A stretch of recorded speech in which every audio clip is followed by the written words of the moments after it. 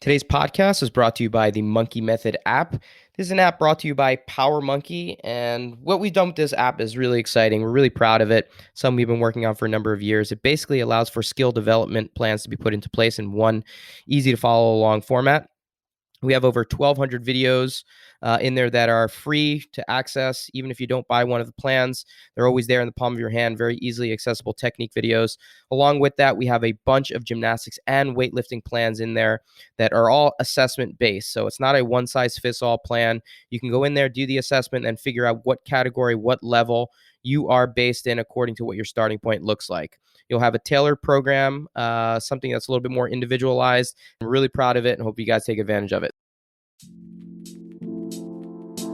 Hey everyone, and welcome to another episode of the Power Monkey Podcast.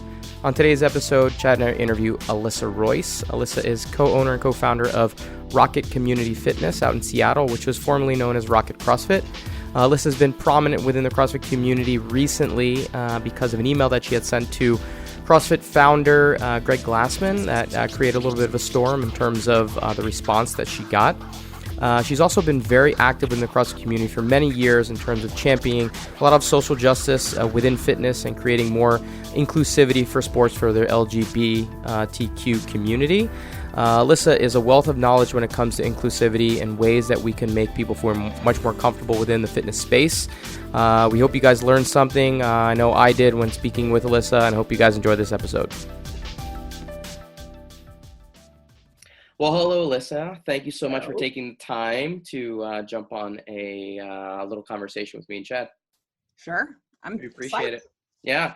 So before we get into too many details, I think it would be important for everyone just to get a sense of who you are and where you fit into the fitness landscape. Can you give us a little bit of a background on how you got into the fitness world and, kind of how you are situated right now within that space? Wow. It's either a really short story or a long and rambling story. I've actually been teaching fitness in some form since probably 1993, like back in the days of puffy Reebok high top sneakers and step aerobics at the Y. Mm-hmm. I've always been an athlete, but for me, it was always a very individual kind of escapist thing. So I would do endurance stuff and put on my headphones. When I met the man who is now my husband, he had at the time a CrossFit gym, or was opening one. Actually, he opened it the same week we had our first date. And long story short, I wound up falling in love with that sort of fitness, fell in love with Olympic weightlifting, wound up owning a gym and focusing primarily actually on coaching youth weightlifting and running a gym. So where I sit now seems like the dynamic question. And the answer is, I don't have any idea.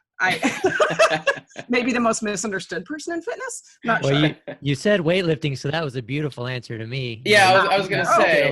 You can elaborate on that for the rest of the recording. So Chad, I'll go ahead and confess now that you were live calling, doing the live feed of a meet that my daughter and her boyfriend both were competing in. And you said something along the lines of my daughter having picture perfect and spectacular form. So I've actually loved you since that moment. Oh, well, there you go. Hey, I knew you were listening. I knew it. So you've obviously been tapped into the fitness community for a while, and you've been a box owner now for a while, and things have recently changed. And I want to go into that a little bit. And obviously the whole fitness landscape is, especially around the CrossFit community, has been turned upside down within the last couple of weeks. And really your email kind of set off a bunch of things kind of in motion. And wanted to kind of touch on the email that you sent out before we even get into the response. Mm-hmm. And just kind of what your intentions were behind that email that you had sent over to Greg, and what you were hoping to kind of do with that. So that email came from a really heartfelt place that really was rooted in love and hope. Because we had been an affiliate owner for almost 9 years and had really struggled at times with some of the stuff that we'd seen coming out of HQ and some of the way that CrossFit was misunderstood, I think, by the larger community. And I had a relationship with HQ working on other social issues. So I worked with them on a lot of stuff around their issues with queer inclusivity. So when I sent that email about their lack of action in the wake of the George Floyd killing, and also their sort of strange reaction to COVID. It was from that place of feeling like we had a long enough relationship where we accomplished enough good things that I thought maybe they would actually listen and rise to the occasion, because they had done that in the past. Needless to say, that's not what happened. And as somebody who owns an affiliate, and I would argue anybody who owns a gym where you want to reach a larger community, having the brand that represents your business just fall flat on its face at a time of national and international crisis is not good for business. And so I was really hoping to help. And maybe ultimately it did, but certainly the result was not what I expected. Did you have a close enough relationship with Greg to feel like he would respond to you? And were you in constant communication with him enough to be able to feel like, hey, this is going to fall on ears that are going to listen rather than just respond in maybe the way that he did? Yeah, not with Greg, but with Brian, which is who that was actually addressed to, but Greg had been CC'd on it. Because I did have a relationship with Greg. We weren't close, but we knew each other. We had a friendly, positive relationship. And we stood side by side when he announced that CrossFit was repealing the ban on trans athletes. That was a thing that we did together. But my relationship with Brian had been, frequent communication about all sorts of things. So I absolutely thought that would fall on receptive ears, which isn't the same thing as expecting them to do what I said. It wasn't that sort of thing. Most change comes from a place of disagreement where people discuss things they don't agree on, learn something about each other's perspectives, and then make change. And so honestly, that's what I was expecting. Mm-hmm. That is not what happened. And maybe if Brian had been the one to respond, it would have been what happened, but that's not what happened. How long did it take to get a response? I'm going to say maybe 36 hours. I don't know. It wasn't long. Pretty quick. Yeah, I think probably most everyone has read the email at this point, and if they haven't, you probably should to get an idea of exactly what we're talking about here. But once you receive that response back from Greg, how did that make you specifically feel? And you said that it surprised you. What was the most surprising about that? Honestly, and this shows you how fortunate and privileged I've been in my life. Nobody's ever spoken to me like that,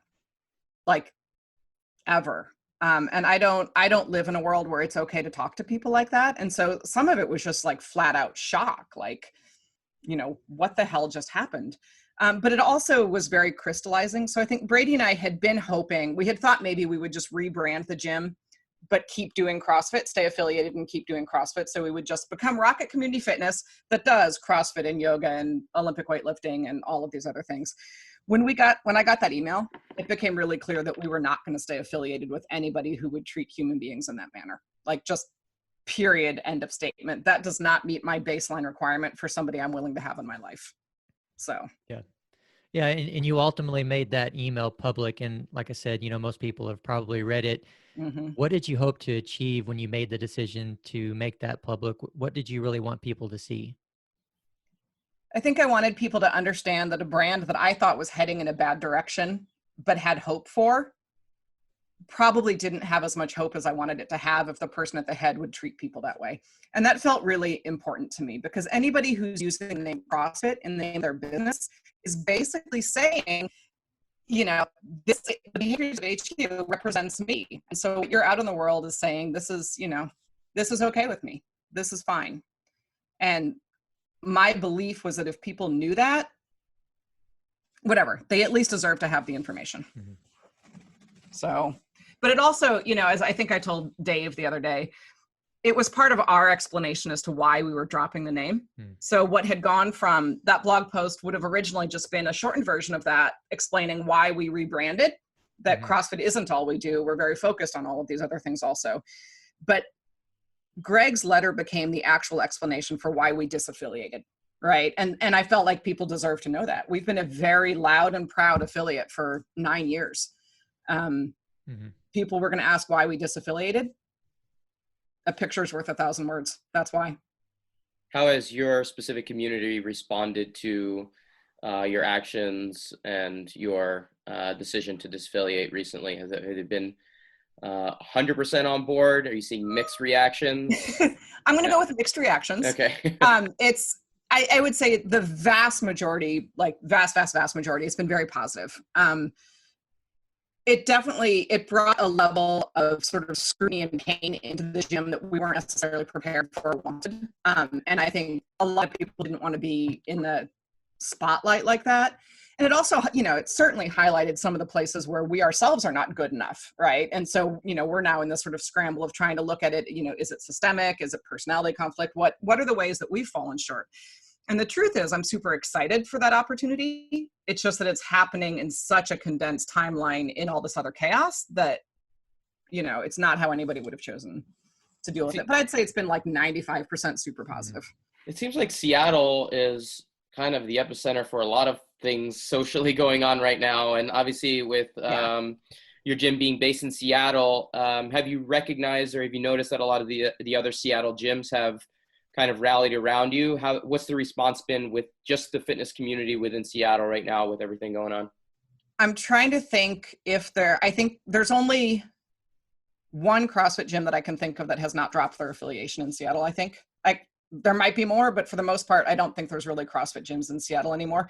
But I want to be really clear that it's not a case of rallying around Rocket or me or my email.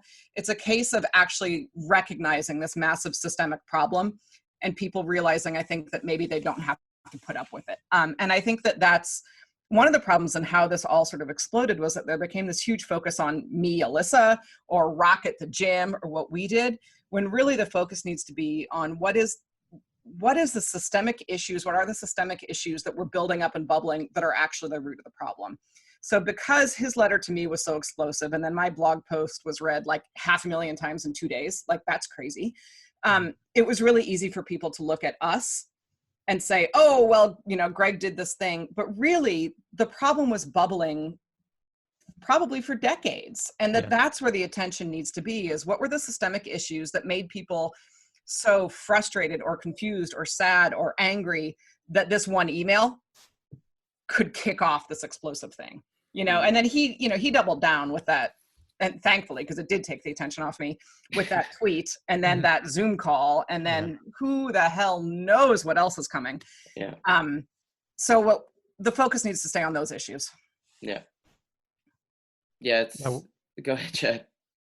Were you surprised at how quickly so many other gyms everywhere started to de-affiliate once that went out? And do you think that was, something that, I don't necessarily saying it was an intention of yours, but do you think that was a good call from those affiliates? And, what do you see as the future for CrossFit in regards to affiliates? Do you think it's going to die away, or do you think some people will come back in? That's a good question. So what happened was actually the literal thing that I was trying to prevent from happening. If you read my initial letter to Brian, I was saying, hey, I think there's a lot of trouble brewing over this, and you guys might want to pay attention.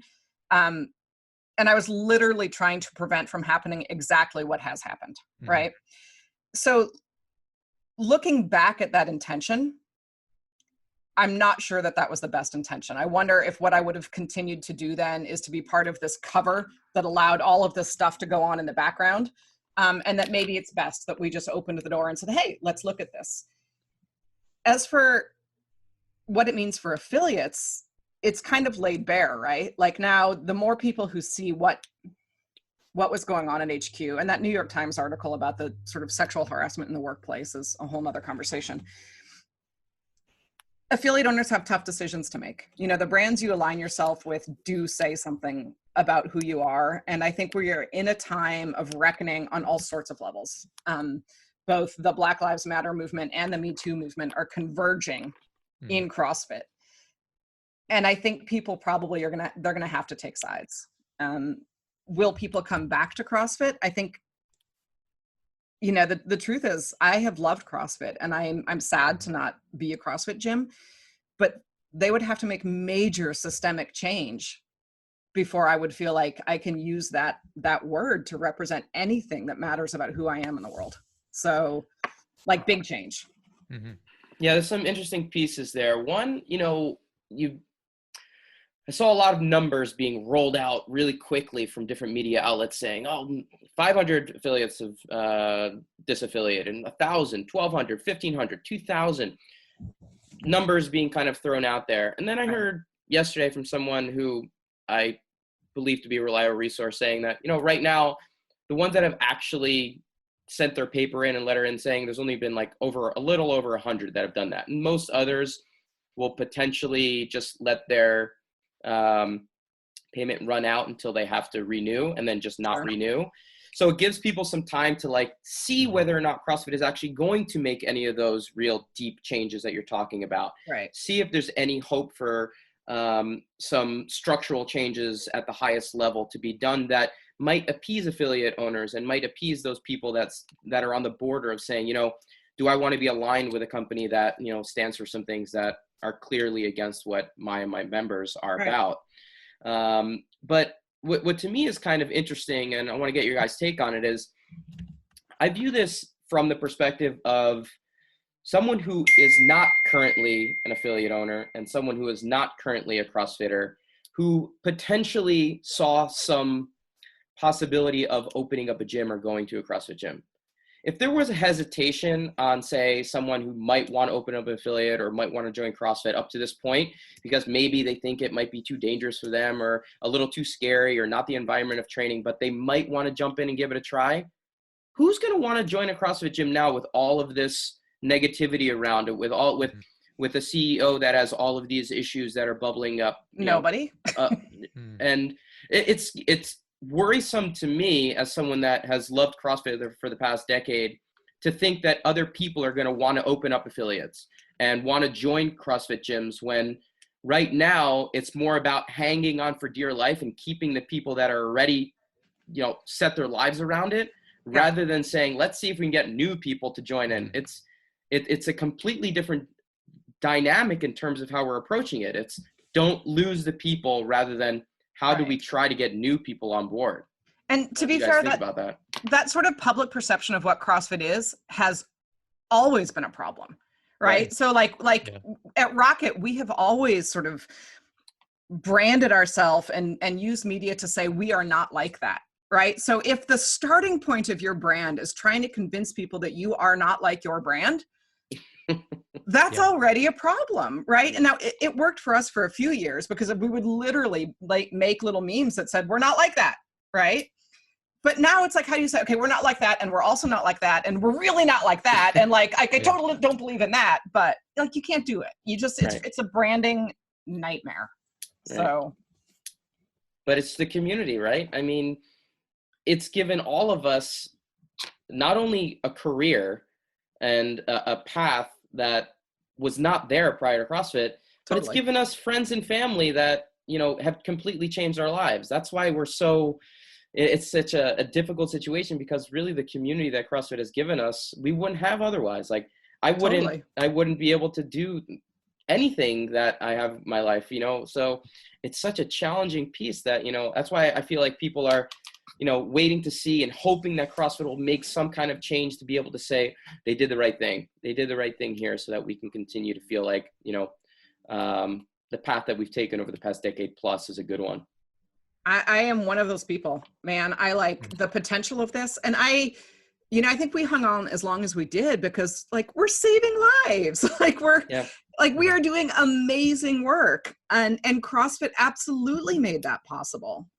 So I am definitely one of the people hoping for the best, but at the same time, there's a fine line between hoping for the best and enabling. And I don't want to land on the side of enabling. I don't want to say, hey, like, it's okay that you're apparently extremely sexist and racist and terrible. Like, that's okay. Because it's not. Right. Well, you just don't want to align yourself with that either, right? No. I mean, look at USAW as an example. Like, anytime there has been a crossroads where Phil could take a side, Phil has landed on the right side. Like, he has just gone above and beyond to always be inclusive and communicative and all of those things. And so I think that when you juxtapose the decisions that CrossFit has made up against the decisions that an organization like USAW has made, it becomes patently clear, what the differences are. Yeah, it's very interesting. Phil and USA Weightlifting, at minimum have always been very, very quick to say something, which is what so many people were wanting from CrossFit, just for them to say something. And it's interesting for me, you know, being a big part of USA Weightlifting, of course, and being a big part of the CrossFit community, you know, up until this point, up until very recently, you know, and especially when I first started in the CrossFit community, which was what I can't even remember at this point, early A million years 2010. ago. Yeah. Yeah, a very long time ago. You know, I was always hoping and trying to plant little seeds and urging USA Weightlifting to be more like CrossFit, you know, more like CrossFit, the business, because I Yeah. saw so much potential there. I saw what they were doing, and I thought that USA Weightlifting would benefit. And I think they have made some changes in that regard. But now, you know, speaking about this topic, these topics, it does make me very proud, you know, how USA Weightlifting has kind of slowly evolved into what they are to this day, and that they are different than CrossFit in that regard. And, you know, I think it is important for us all to remember, as you mentioned earlier, Alyssa, that this all didn't happen just from this one instance. This was a lot of things over the last couple of decades that have built up and led to this. So I think if it was just this one instance, you know, I think it would be very, I don't know, maybe very forgivable is the wrong phrase to say, but, you know, it would certainly be more forgivable. It would be something that could be more brushed to the side. And even like, it just seems like a perfect storm, because even if, you know, the coronavirus was never here, none of this would have maybe ever happened. I kind of hope that it would have, because these things are being brought to light are important. I think, you know, it's important for people to know the truth, and for those changes to be made, and for people to make those decisions. But, you know, talking about making decisions as well. What was that? That's very loud. I don't know what that is. I don't know what that was. But I wanted to ask your opinion on, you know, all the CrossFit Games level athletes, and I don't even know how many of them there are at this point that have, you know, made the statement that they're pulling out of the CrossFit Games. What are your thoughts there? You know, it's going to sound very sort of maternal, but I'm proud of them. I think that ultimately that's what other people pay attention to. And so I don't know, did you see the thing Maddie Myers wrote yesterday? I did not see that. Maddie Myers wrote a great blog post on Medium, basically saying, where is everyone? You know, look at the people, look at the professional athletes who have taken stands that have actually made a difference. And she's like, you know, Colin Kaepernick took too long for people to pay attention, but now they are. The girls of USA Gymnastics spoke up, and look what happened. And so Maddie put out, I thought, really just intelligent and thoughtful call to athletes to take a stand, because that is when people start paying attention, for better or worse. It's the same thing as the affiliates, though. Like, I don't think that you can say, I don't support any of this behavior, yet I'm going to stake my name and reputation on this word. It just doesn't work. And I understand the people who are trying to take a wait and see. I understand that from affiliates and from athletes. And I don't, you know, they're not bad people. I'm not mad at them. Like, it's a very real thing. But I would, if I were a professional athlete, which would never happen in a million years, because I already told Dave I will come to Power Monkey Camp, but I will not work out in public. But like, you know, I'm somebody who would take the stand. At the same time, and I think Dave and I talked about this last week, it's going to take people from both the inside and the outside to create change. And so the thing that I don't want people to make the mistake of believing that only some people want change, right? Well, I mean, I'm sure there are only some people who want change, but you can't tell who those people are simply by whether they affiliated or disaffiliated, right? So I was somebody who was working really hard to make change from the inside for years.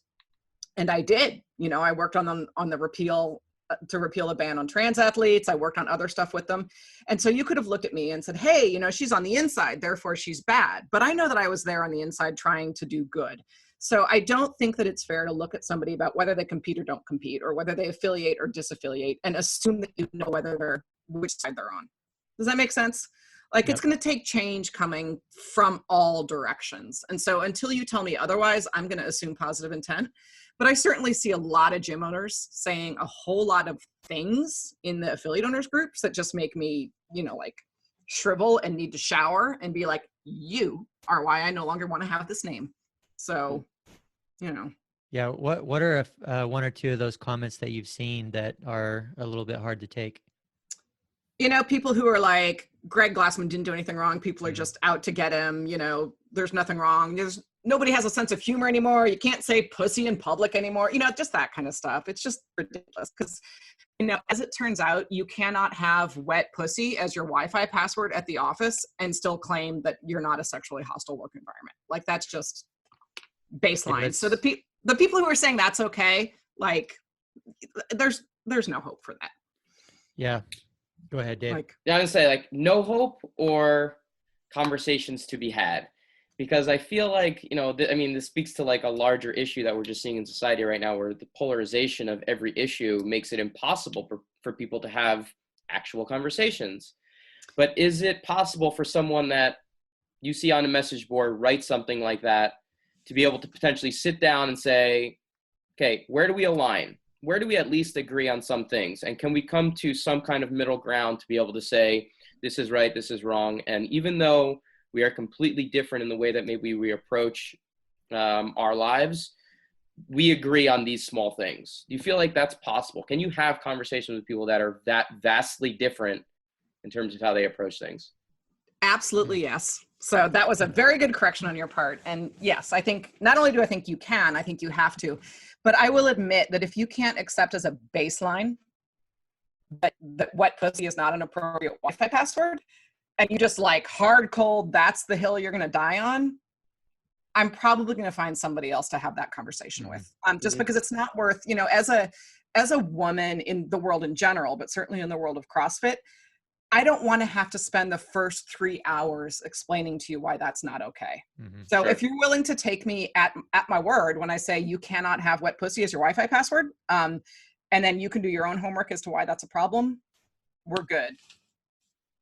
Yeah, it just seems like to me, with at least some of those people, someone that's going to say something like that, you're never going to be able to win. And it's not about winning the conversation. It's about, having a respectful conversation, Right. trying to make some sort of positive change and understanding. And I think for some or all of those people, you would not get any of your points across because in their mind, they'll probably never be wrong, I was talking to my friend Pat. You guys both probably know Pat Barber, I assume. Yep. Who Yeah, I just absolutely.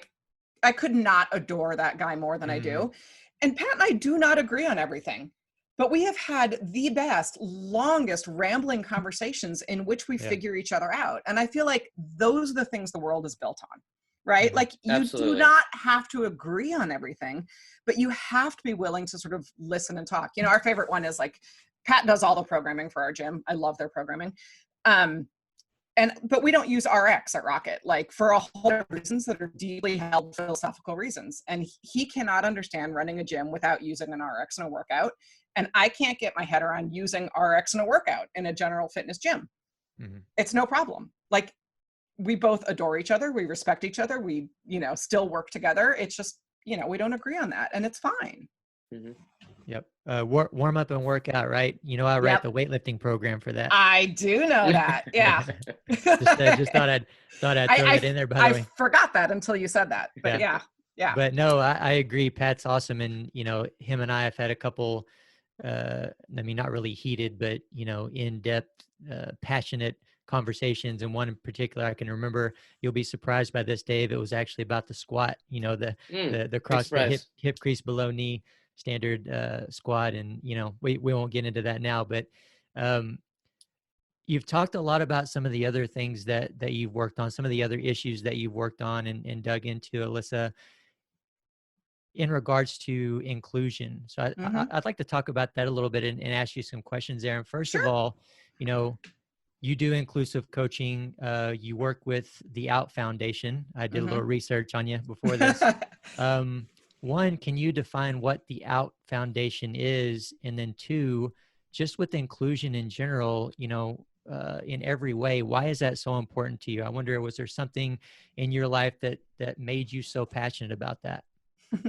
That's why I get asked that a lot. So we'll start in the beginning. Out Foundation basically is about creating opportunities for queer athletes to feel safe and find their own power in athletic spaces.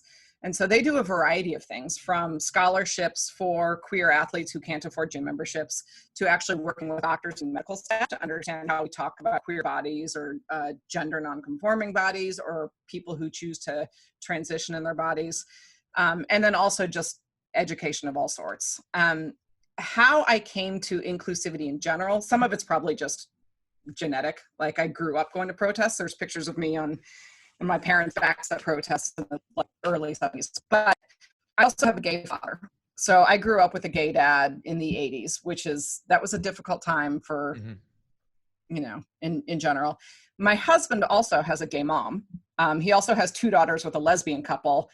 And in the whole one-upping each other as we were getting to know each other, I said, okay, fine, you win, because we both had gay parents. So I said, we're even. And he's like, oh, no. I have 2 daughters with a lesbian couple. I win.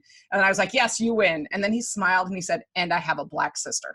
And I was like, okay. So, so Brady and I bring that to Rocket. And then the other thing we bring is that even though I've always been athletic, I literally I grew up on an island outside of Seattle, partly half my life.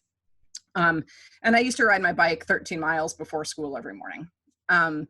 So for me, athletics has always been an individual pursuit, as I said, but it was because I hated team sports because they were so competitive and so high pressure, and people were just frankly mean, and I didn't like them.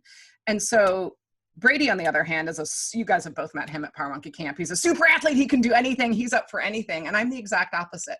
So Rocket is very much the manifestation both of our, highly diverse backgrounds, but also the fact that Brady always felt comfortable in athletic spaces, and I never felt comfortable in athletic spaces. And so I wanted Rocket to be a place where somebody like me, who was terrified of the locker room and team sports, would feel safe, but that also any member of our family would feel like they were included.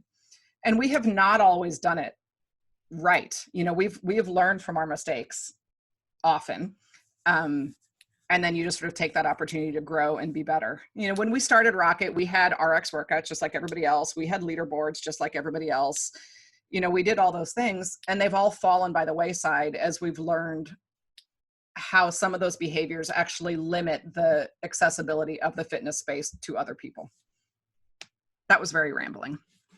Not at all, but can you so, looking at opening up the gym, it seems like you answered the question, but was it taken from the perspective of we want to create a community of inclusion and fitness was the outlet to do that? Or we want to open up a fitness space and the best way to do that is try to make as much of an inclusive environment as possible? So it seems like from your backgrounds that possibly you were looking for a way to create a more inclusive environment around you guys. And maybe fitness was the conduit for that. Yeah, so Brady started it again, the week that we met. So Brady, it was actually the first cup of coffee that we ever had, and so Rocket was the gym that he had opened when you guys first met. Okay. Yeah, so that was it. So I'm sure that you don't spend your time dreaming about his blue eyes, but I will just remind you guys that he has these dreamy blue eyes. And I was just staring at them over our first cup of coffee, and he was talking about the power of fitness to empower people and create community and blah, blah, blah, like fairies and rainbows coming out of his eyes. And I honestly thought he was totally delusional. I really did. He was just this adorable, sweet hippie who I would probably destroy because I'm way not that way. But it turned out that he was right. And so he wanted to create community, and fitness was a way that he could do it. I started doing it because I wanted to get laid, and that was how I was going to do that. And it all worked. Next thing I knew, he moved in and we own a gym together. But we still only, the only access to our idea of inclusivity is only what we had been exposed to and understood at the time. So we were pretty decent on, queer stuff. We had a rainbow. But for instance, the trans athletes, because that's sort of how I got to know CrossFit, that wasn't something we had any direct experience with. And so although we would obviously just say, sure, everybody's welcome, we had no idea what actions we were taking might actually say something else to a trans athlete, right? Mm-hmm. So the fact that we had leaderboards, for instance, that only allows you for men and women. What if somebody doesn't identify on the binary at all? Where are they going to go? So that sort of threw the gym into not huge conflict, but it was a conversation we had as a gym. We did in our private Facebook page. We're like, shit, we accidentally have excluded a whole population of people who we would never intentionally exclude, but it was because we hadn't analyzed our own behaviors to see how we were doing that. And so we had all these conversations with the gym, and finally we decided that there was no way for us to have leaderboards and be inclusive to a non-binary population. So we took down our leaderboards. Is that one of the reasons why you stopped the RX workouts as well? It is, absolutely. It's one of the reasons. It's not all the reasons. The more that I learned about coaching weightlifting, the more RX made no sense to me. But so it was things like that, is knowing that you can come into these things with the best intentions and still just get it wrong. Like, that is absolutely a thing. And so then your job is to sit there and say, well, damn it, I didn't mean to do that. What am I going to learn from this? And how am I going to get better going forward? I would say it's not hard, but it is, because it hurts when you accidentally hurt other people. That sucks. So for us, the evolution of Rocket has been a case of being present and being aware of when we messed up, and being willing to make changes, which isn't the same thing. And when I do my inclusive coaching workshops, I talk to people. I have this thing. I don't know how much you research about me, Chad, but I used to be a sex educator. I saw your TEDx. Did you watch that? Yeah. That was a good one, right? Yeah, it was really good. That was like Brady and my second date. And he still hung on. For those of you who have not seen my TEDx speech, I did a TEDx speech on basically sexual shame, and helping people get comfortable with the fact that other people do all sorts of things in their sex lives that are none of your business, and everybody should be happy and safe and empowered in their sex life, whatever that means. So one of the things I used to say then, and I do it a lot in my inclusive coaching workshops now, is consider cilantro, right? Cilantro, some people love it. I love it. I could eat it by the fistful. Some people think it tastes like soap. That is not a value judgment on cilantro. Cilantro just keeps being cilantro. Cilantro doesn't care, right? And I think the same thing about, our gyms. Like, we are all cilantro. Not everybody's going to like you. Some people are going to love your gym. Some people are not going to love your gym. That's okay. What you have to do is have a strong sort of moral, ethical, value, goal framework, so that you know what you're actually trying to accomplish in the world, right? And then you can use that framework to make decisions about how you're going to behave when you're confronted with a situation in which you have to make a hard decision. So because Brady and I know that we want Rocket to be as inclusive and welcoming as possible, when we were confronted with, what do we do about our leaderboards? We were able to fall back on what we believe to be true about ourselves, that we want to be inclusive, and say, leaderboards don't have a place in our gym. And so we were able to do that. We did lose members over that. Like, literally people who just want to come in and win the workout. Yep. But that's fine. They think we taste like soap.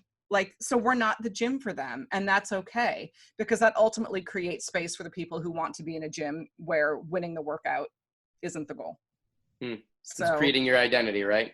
Yeah. And you have to know who you are. There's not a right answer. You can be a gym that is hyper competitive and trains competitive athletes, because somebody has to train those people. Those people deserve a happy gym where they feel good also. I just know that we're not that gym. Yeah. Right. Well, I was kind of hoping you'd continue on with your sex talk, but maybe that's for another recording. I don't know. I mean, I will tell you that when I was teaching my daughter to snatch, it was real awkward, because it's real hard to coach snatch without accidentally making sex jokes. Absolutely. Well, that and clean and jerk too. I mean, the weightlifting terms. Weightlifting is such a dirty sport. I know, it's so dirty. But Dave, that's why I like it so much, Dave. I mean, come on. But here, wait, I'll give you a great example, because I have a very dirty sense of humor, and I'm very comfortable with sex jokes. But when you're coaching, like, is there a time and a place for that? So it is hard to coach the Olympic lifts without somehow making sexual innuendo. So what are some of the ways that you can do that without making them completely gender-based? For instance, I was in a gym once where somebody was like, we travel a ton. Somebody was coaching the snatch, and they said, all right, guys, you all know how to thrust. Let's break it down. Is it only guys who know how to thrust? Right. No. Is that actually gender-based? No. Is there a whole world of sexual fun that is based on, like, men receiving thrusts? So it's just like, it's how these ideas we have about gender permeate everything we do. And it is possible, actually, to, like, get that out of our coaching. You don't need it. I mean, I would highly advise not making sex jokes when you're coaching in the first place, but it is worth, like, looking at them and thinking about how, like, unnecessary gender binaries have seeped even into those things. And for God's sake, don't say them when you're coaching your kid. For sure. No, and that's really tough, because we all, as coaches, we all develop our routines, like, right, when we're at Power Monkey Camp, we say the same thing how many times, Dave? 8 times? Oh my God, Eight yeah. times. So we, 8 times a week. you know, we through the first couple sessions through you know, whatever camp we're at, we come up with these jokes, and they just continue to be a part of that routine and that Right. message that we give. And so it's really hard to, you know, recognize some of those things that we might be saying that may not be including everyone, right? Yeah. And so when you're traveling around and doing these doing your inclusion coaching, what do you find owners, coaches, or just gyms in general are missing most? Is it just the basic awareness of how they are excluding people? Is that it? Yeah, I mean, I think it really is as simple as basic awareness. Because let's look at bodies as an example, because that's a sort of gender neutral thing. Like the fitness industry and the entire media world for our entire lives have told us that fitness and thinness are the same thing, which they aren't at all. And so, like, even working with gyms to sort of break down, why do you think that being thin means being fit? And people just struggle with that until you like really, really, really break it down. And so I'll say, so let's look at the human body. So you have pick any of the female gymnasts on the like USA gymnastics team, and then pick any NBA player, doesn't matter which one, and look at both of those bodies. Those are both human beings, and they vary in every way. You might have different heights, different sort of densities. You might have different skin color, different eye color, different hair, different everything. Yet somehow we have decided to believe that every single human body is supposed to be the same degree of thin. It defies all logic. Like it makes absolutely positively no sense. So this thing that you see in gyms all the time is like, well, we'll get you your 6-pack abs or your bikini body. So like, never mind the whole sort of shaming that somebody who is fat shouldn't wear a bikini. The reality that you're going to try and sell the promise of 6-pack abs to the general public is just wrong. It's misguided. As Celia, my daughter, was saying when we were having coffee this morning, some ad came on and she just looked at the TV and she said, what if there's nothing wrong with you? And I can't remember what it was an ad for, but it was an ad for something that was like perfectly normal. And she's like, my God, people just like have to convince you you're broken so that they can sell you their solution. Mm-hmm.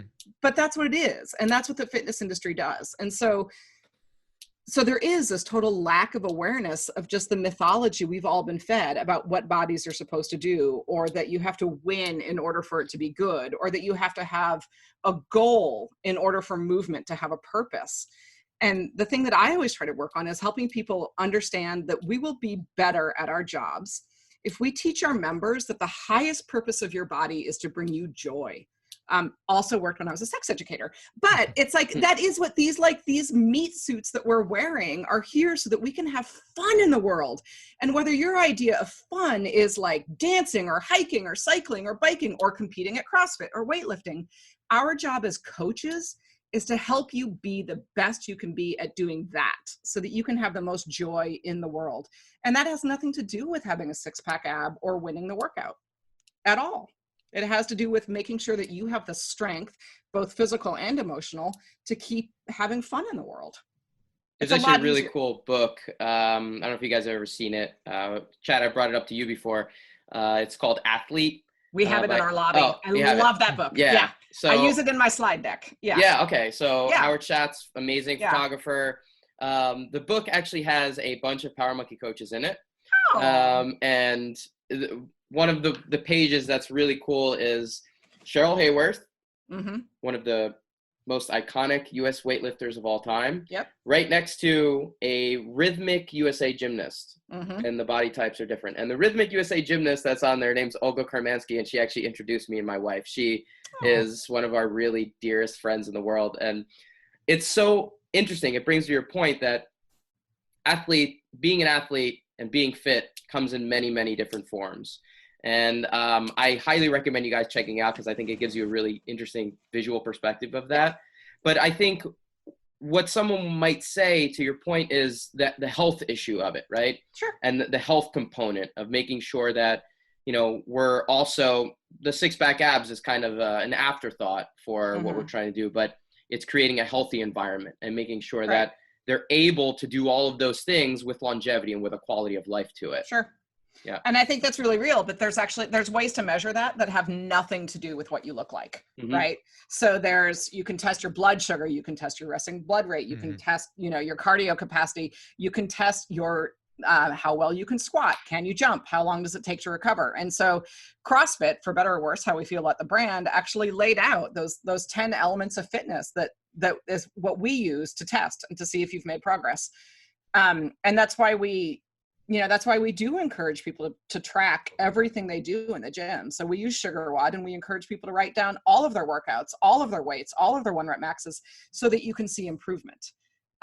But that's still without this goal of, quote, winning or having 6-pack abs. And then we also, when we do nutritional challenges, which are always sort of they're fraught with peril in terms of saying the wrong thing. But we try to get people to track things like their sleep and their mood and their energy level, because those are all indicators of health that have nothing to do with what you look like. Yeah. And, I'm not gonna pretend that we haven't seen a whole lot of pounds lost in our gym, because we have, but we've also seen a whole lot of pounds gained. So I use in my workshop, I have a slide, a picture of this like super cut, super skinny, see every muscle in her body woman in a bikini. And that's me when I met my husband, right? I was in a tail end of the divorce. My world felt like I was in a tailspin. I wasn't eating right. I was doing massive endurance stuff, but no lifting. I was taking a lot of Adderall. Like, I was I was a mess, but I was cut. Like, if you looked at me, you would have thought I was the fittest I've ever been. Fast forward to, 5 years later, when you can no longer see my muscles, but I can, back squat more than my body weight, deadlift more than my body weight. I sleep at night. I eat right. I am by any measure happier and healthier, but I no longer look like society's definition of fit.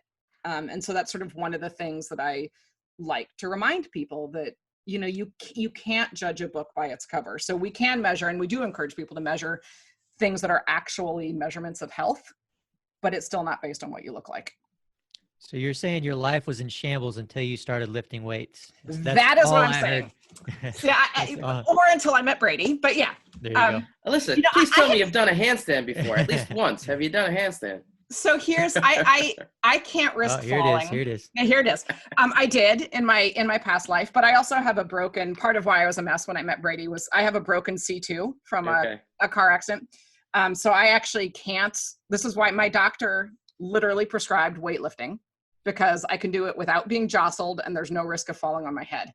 So I was on OkCupid and saved Brady's profile because he was opening a gym in my neighborhood and had the word weightlifting in his profile. So I do not do handstands, but I do have I have an upside down chair, because getting upside down helps me.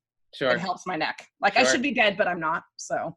All right. I just want to make sure Dave heard that weightlifting saved your life. That's weightlifting saved my life.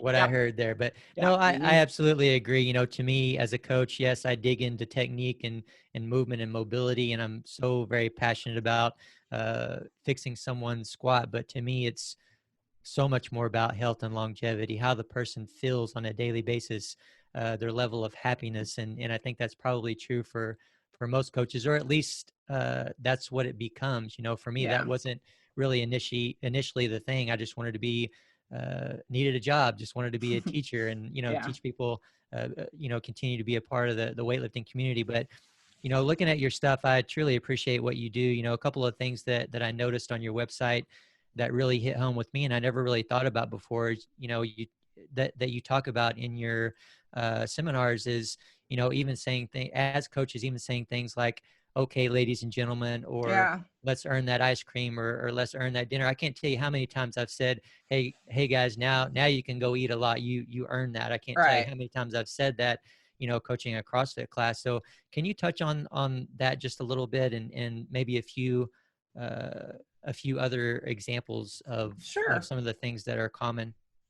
And some of it's, I always tell people, you are not bad for learning the lessons that society taught you, right? We all grew up hearing these things. So the fact that we say them isn't an indicator that we are in any way bad people, right? And I think that that's really important. gender neutral words for crowds, plural nouns, is a real tough one, because again, if you have somebody who doesn't identify in a gender binary, saying ladies and gentlemen, they'll be like, wait, where do I go? So we do a huge, I love in the workshops, we make big boards of collective nouns.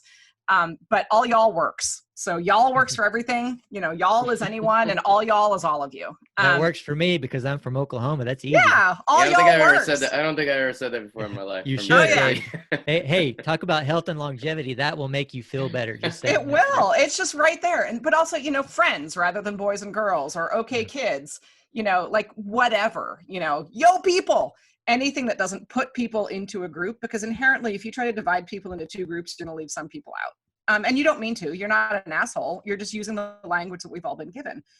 And then the food thing, things like, you're going to earn that food. Setting up food as a system of rewards and punishment is sort of baseline for any eating disorder. So we work really hard on thinking of, how does food make you feel? And this is what we try to do when we do nutrition challenges. So we don't necessarily say, you're doing a Whole30 or you're doing a this. We want people to learn how food makes them feel.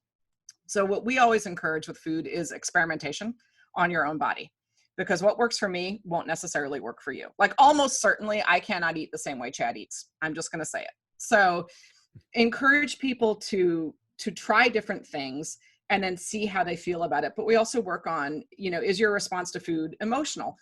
You're allowed to have an emotional response to food for sure, but you need to understand so you can start making better decisions. Because I can tell you, coronavirus, we've been semi-locked in our house for 3 months now, and I've eaten more bread and ice cream than I typically do.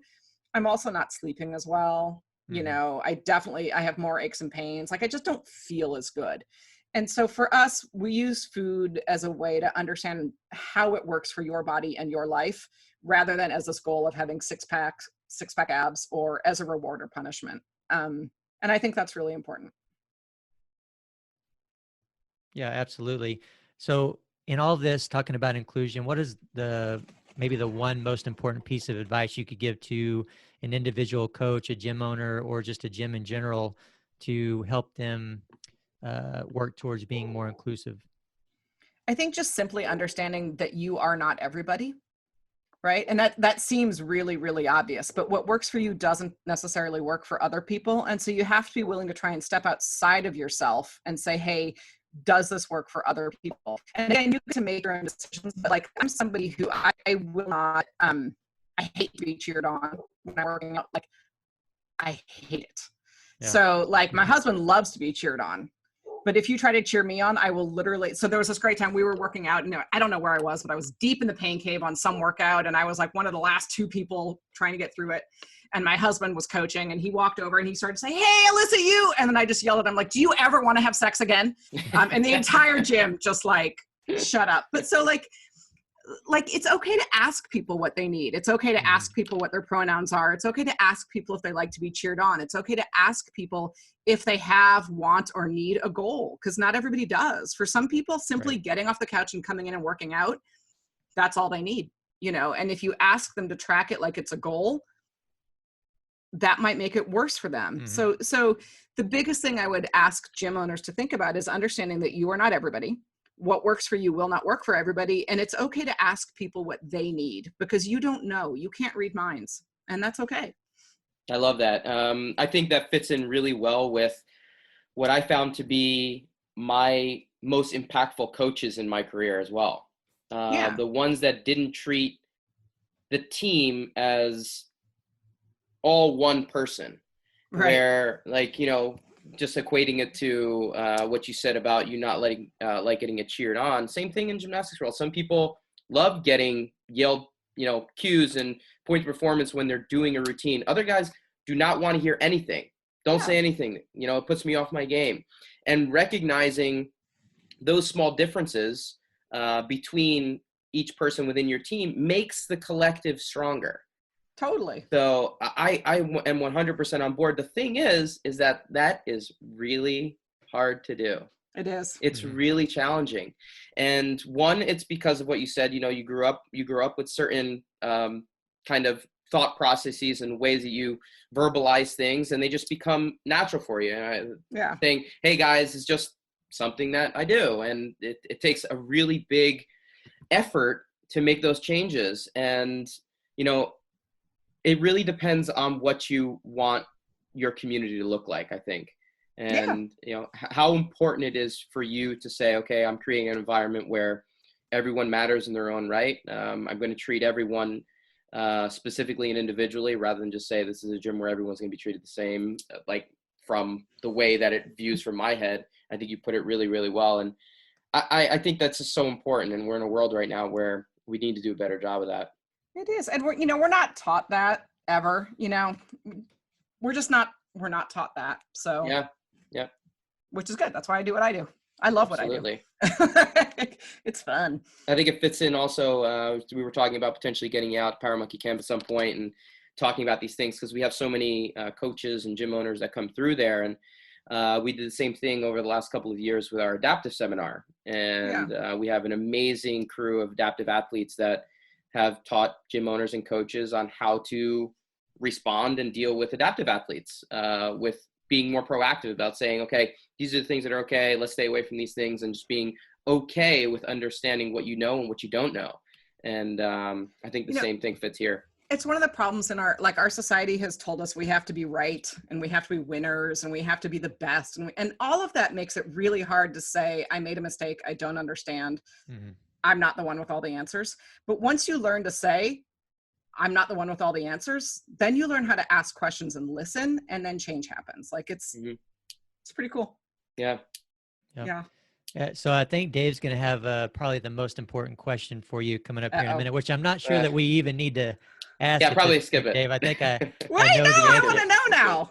But before that, I want to hear, you mentioned on your website as well that kettlebells don't have a gender. I want to hear how that whole phrase came about and your explanation that you give on that. Yeah, we actually, I think it's barbells don't have a gender, but either way, we don't use men's bars and women's bars at Rocket. We use 45-pound bars and 33-pound bars. And I will go to the mat that is not a 35-pound bar. So, it's like simple things like that there's not a men's bar and a women's bar. There's a 45-pound bar, a 33-pound bar, and a 15-pound bar. Kettlebells don't have genders. Barbells don't have genders. I'm only moderately convinced that people have genders, but that's, that's a ways out. And so it's just that language. And that's part of why we don't use RX, because it's like, men's RX, women's RX, you guys have met Brady. You haven't met Celia yet. Celia can snatch more than Brady, by a fairly wide margin. If Celia and Brady and I went to a CrossFit gym or any gym that had a men's RX and a women's RX, here's what would happen.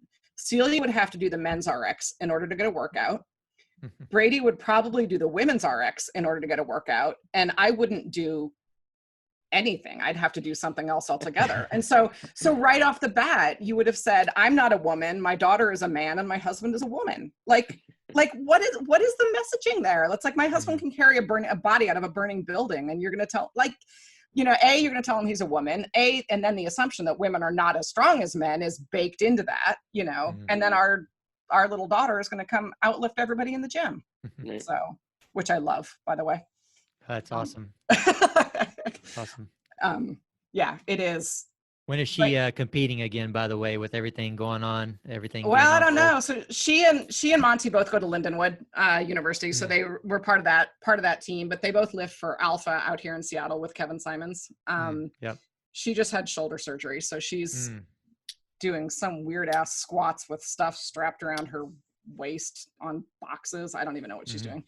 They'll both probably do the AO series because they're fun. Monty was the national champion universities, and he did compete internationally for the US.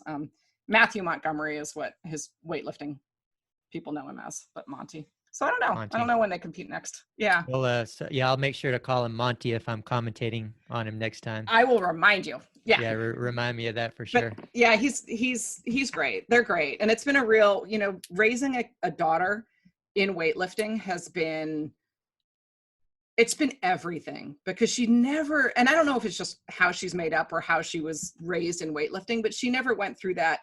I have to be weak and girly and sexy. She was just I have to be strong, and she learned how to how to fail at things, and she learned how to, like, you know, miss a lift on a national platform and get her shit together and get back up there and do it again in 2 minutes. Like, Mhm.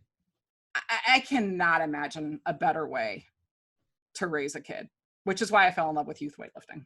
It's just, it's incredible. Yeah. Well, I think you just answered the question there, Alyssa, unfortunately. What was the question? The question that me and Chad always like to end with asking our guests is, what sport or discipline do you prefer, weightlifting or gymnastics? But I think today Chad is going to get a point without you even answering. Oh, wait. So I always, this back to my old days as sex educator, I'm always like, why go with or when you could go with and? Oh, yay!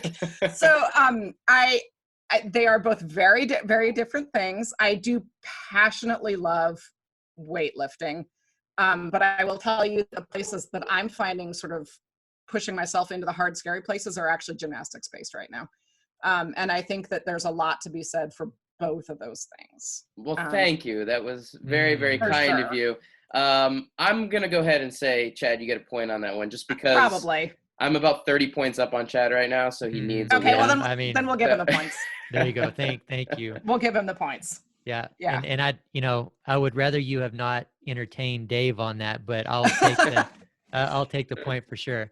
Now, a little game that we like to play sometimes when we have time, if you're up for it, just a random question game. I love games. Yeah. Awesome. I'm looking forward to hearing your answer here. So all you need to do is pick a number between 1 and 9, and I'll ask the question. 6.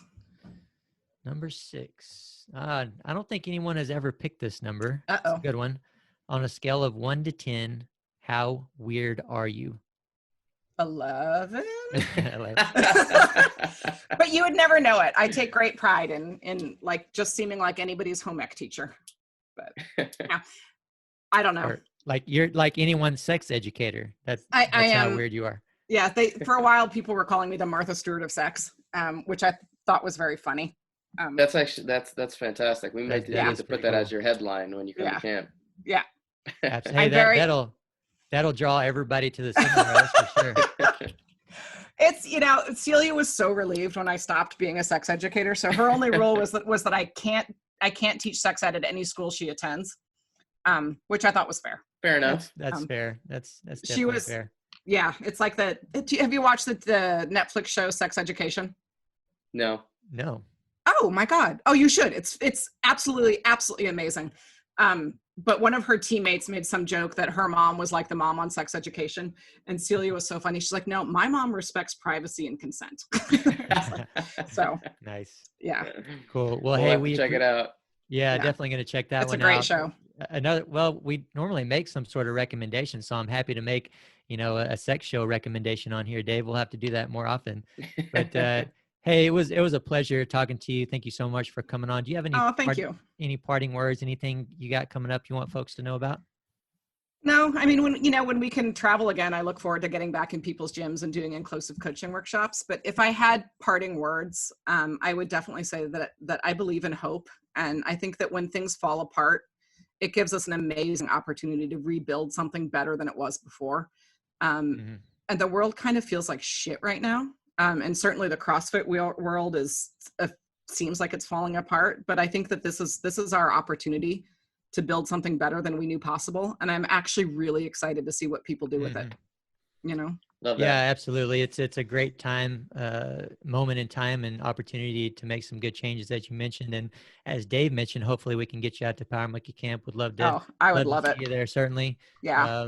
And we'd also like to get more people out to Power Monkey Camp. We are scheduled to the last weekend, September through September the first, 27th, October 3rd. Yep, absolutely. Yep. Registration is open. There are spots available. We're going to have tons of precautions in place. There's a camp going on right now, actually, at the same facility that's going to be going on throughout the summer. They've been having a great summer at the Flip Fest location in Tennessee. So hopefully we'll be able to get you guys out there if you're listening in the fall or next spring. Yeah, absolutely. And what number is it, Dave? I can't even keep up with it anymore. Well, we skipped the one that we just canceled was unlucky number 13. So we've skipped 13. There we go. So 14 will be in the fall, and then 15 will be next spring. All right. Cool. Excellent. All right. Well, man, I'm excited to be back at camp. I can't believe, in October it will have been a full year. It's very Mhm. sad. I'm looking forward to being back. Guys, check out powermonkeyfitness.com for more details on camp and other services and upcoming events. Also, check out our Instagram pages for regular teaching and technical content at Power Monkey Fitness, at Dave Durante, and at Ollie Chad. And on behalf of Power Monkey Fitness, we're your host. I'm Chad Vaughn with Dave Durante. And until next time, guys, thank you for listening.